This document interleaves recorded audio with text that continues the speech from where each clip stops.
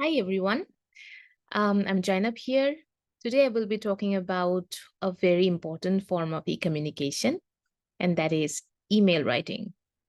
Let me start with a fun fact. When I was in Bangladesh, I used to write emails for various professional and academic purposes.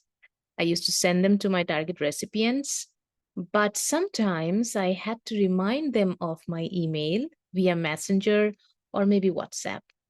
I used to text them that, I have sent you an email. Could you please check that?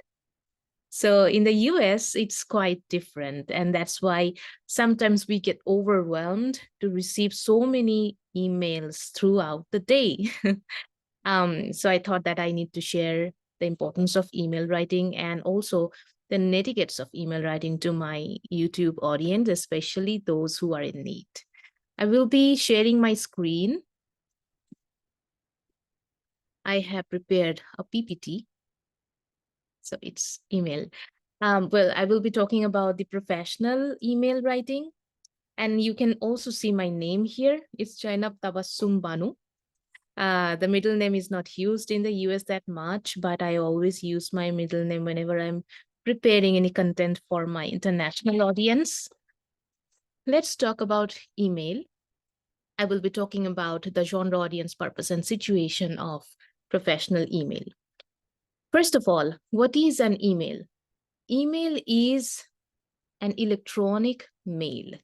So the letter that we used to send in the previous era, in the pre-internet era, we send the same or similar kind of letter electronically, and that is called email. So it is not geographically traveling, but it is also traveling through internet, electronic media. And email is more professional and academic and less personal because we use instant messengers, WhatsApp, Instagram, and text message for personal correspondence. And we use email more for professional and academic correspondence. So when we are writing an email for professional and academic reasons, who are our audience? The audience of a professional and academic email can be anyone in or outside of the institution or company. The audience determines the level of formality. For example, if your audience is very known to you, close to you, then your tone would be a little bit personalized. But if the audience is your boss, your supervisor, your professor, then it's more formal.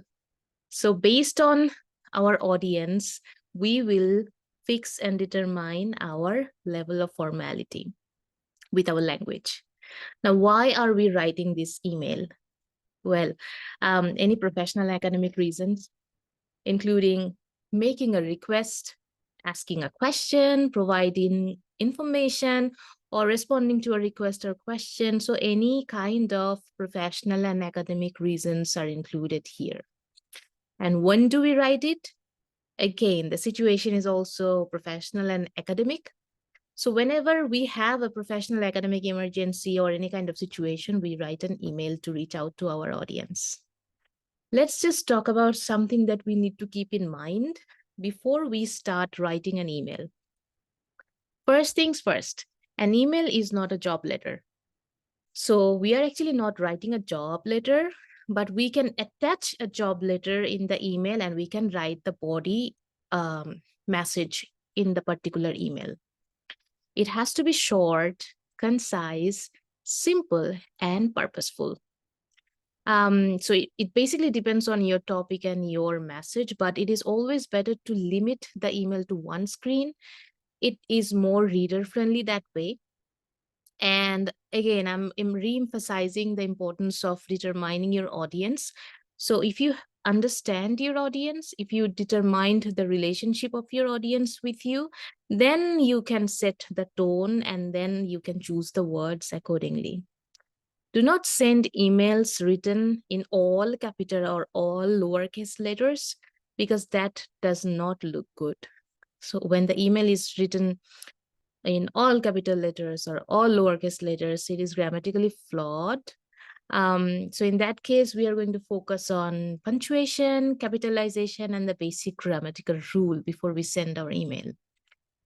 And we need to use plain text with positive tone.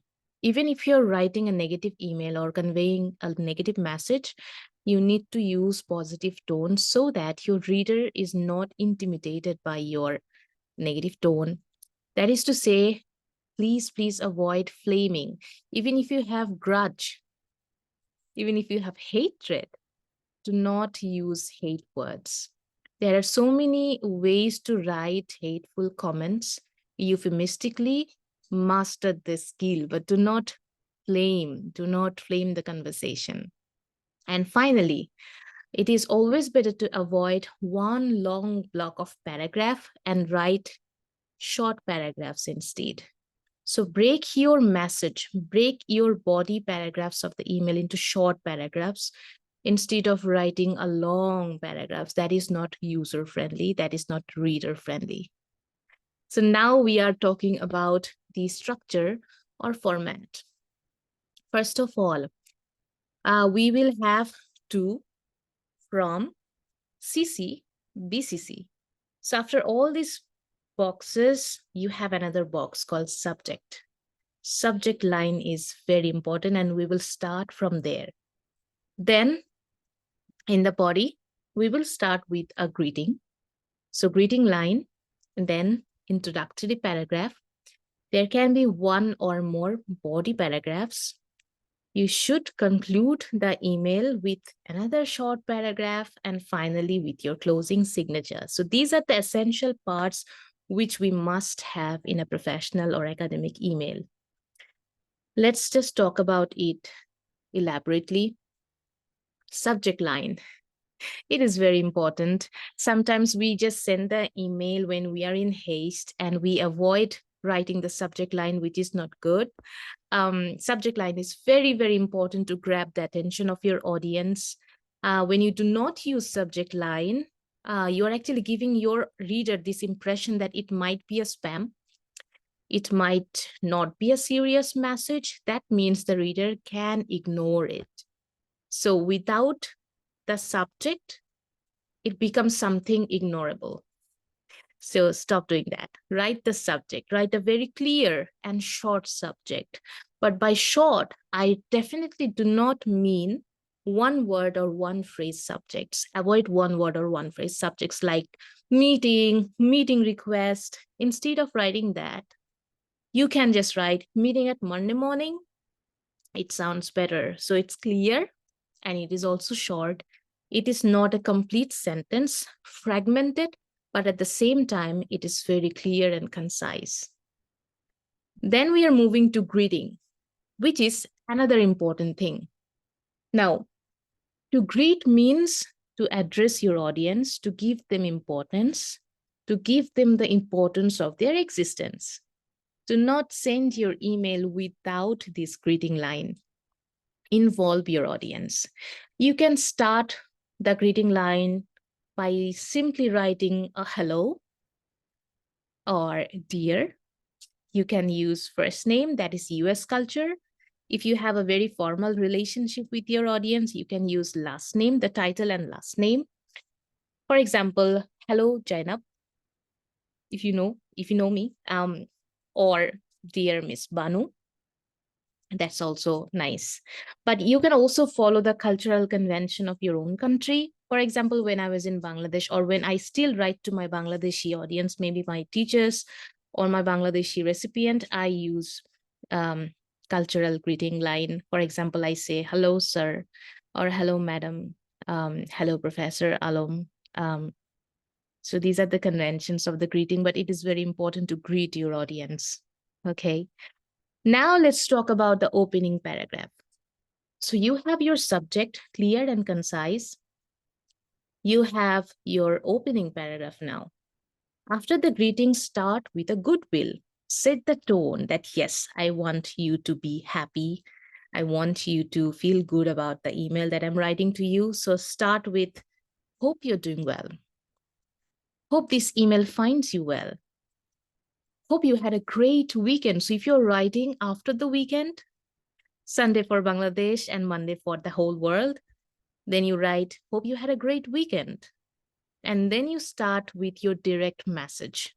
Disclose the reason for writing this email. Don't just go here and there, just stick to your message directly. You will write, I'm writing to you because of this, this, and this. This is to inform you that, or maybe if you have any question, if you are making a request or asking a question in your email, then could you please tell me about this? Could you please write a letter of recommendation for me? So these are the direct message that you need to disclose right in the beginning in your opening paragraph. So goodwill, direct message, bingo. Moving on to the body paragraphs. So let's just keep the formula KISS in your mind. KISS means keep it short and simple. That means in our body paragraph, even if we have multiple numbers of paragraph, we are not going to write a plethora of lines here. We need to be very relevant and precise with our message. All right. So you can have 1, 2, or more paragraphs, but always remember that the paragraphs should be short and precise. So make each paragraph no more than 3 to 4 lines long.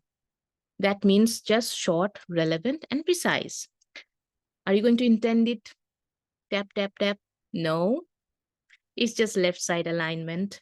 That's the nice format and that's more reader friendly. So do not intend your paragraphs, rather have them all left aligned. And finally, if you have something to attach in your email, just refer to that saying that I have enclosed my resume here. I have enclosed the flyer of the company. So you're talking about something which is not in the email precisely, but it is in the extra document which you're attaching. So you can refer to that enclosure in one of the body paragraphs where it deems fit. Okay. Then move to the concluding paragraph. Sometimes we think that it is not that important because we have said it all. It's important. So you need to restate your purpose. Thank your audience. State your expectations. So, well, it depends on the topic of the email, subject of the email.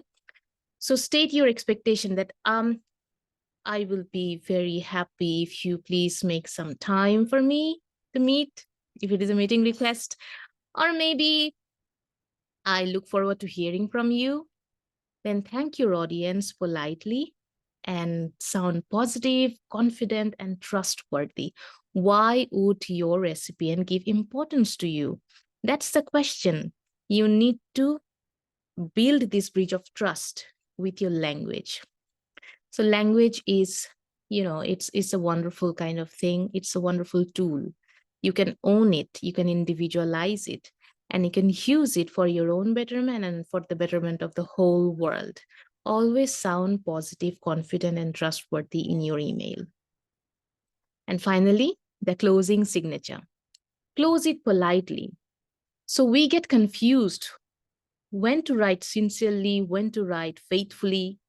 So you write sincerely for your known audience and you write faithfully for less known audience because you want to grab their faith, grab their attention, and then you want to say that you can trust me.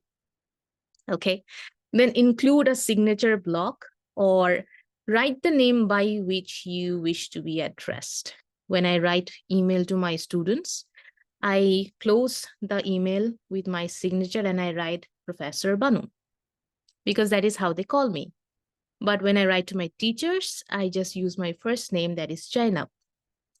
But when I'm writing to some less known or unknown audience, I have a signature block. Jainab Tawassum Banu, PhD student and graduate teaching assistant, Department of English, North Dakota State University. So that's how I have created my signature block, and you can create it too. Search for it. Okay, let's talk about the netiquettes. Netiquette means internet etiquette. So I will be sharing some sort of netiquettes for emails with you. Number one thing, avoid unfamiliar abbreviation, jargon, and emoticon. You don't need to sound super smart by using abbreviation that your readers do not know. You don't need to use the jargon words without necessarily explaining them.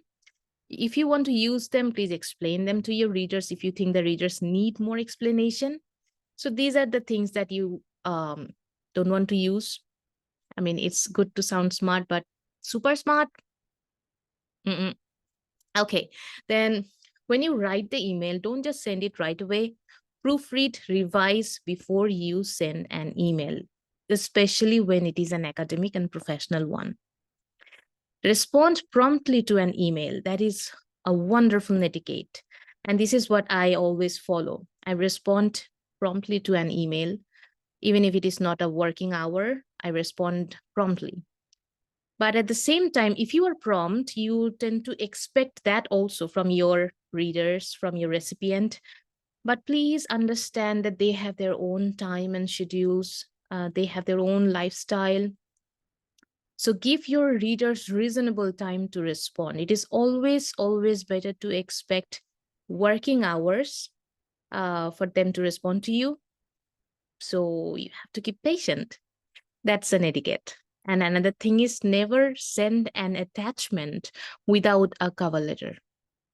So you are attaching something, maybe a document, but you are not writing anything in the email. That is problematic and very, very confusing for your audience. Even if you are writing this, email to some of your very close and dear ones, you need to write something in the body of the email. Otherwise, it's confusing, right? So now that we have known the format, the netiquettes, and some important tips before you start, you're ready to write the email. Trust me. So write the email right now to one of your recipients. And if you have any question, do let me know. I will be preparing another video on another email. Right. So that's a different kind of email. That's basically a request email for a letter of recommendation. Stay tuned, subscribe to my channel to know more about professional and business writing. I will also prepare more videos on research writing. Subscribe, like, comment, and do let me know what you want to know more. Okay, bye everyone. Take care.